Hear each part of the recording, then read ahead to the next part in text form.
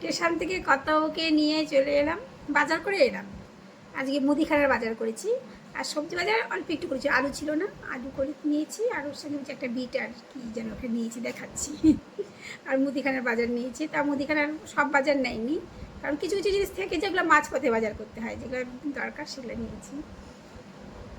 এত গরম লেগে গেছে না, সে ফ্যান ছেড়ে বসে পড়েছি। আবার সোয়েটার খুললে একটু হালকা ঠান্ডা লাগে, সোয়েটার খুললে আবার গরম লাগে।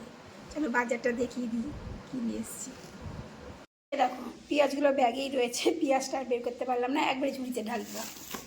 এখানে আছে আলু, এই একটা বিট, লাল বিট, আর হলো দুটো মিষ্টি আলু বা রাঙা আলু দুটো।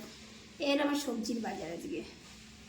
আর মুদিখানার বাজারের মধ্যে দেখো মুসুরির ডাল 1 কিলো, একটা নুনের প্যাকেট, তারপর 4টা জোয়ানের কৌটো, এই ভাত খাবারে খাওয়া হয়, ভাজা জোয়ান কিন্তু।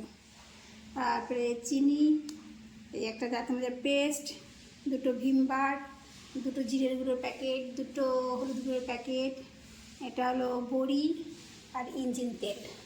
এই হয়ে গেল আজকের বাজার আমার।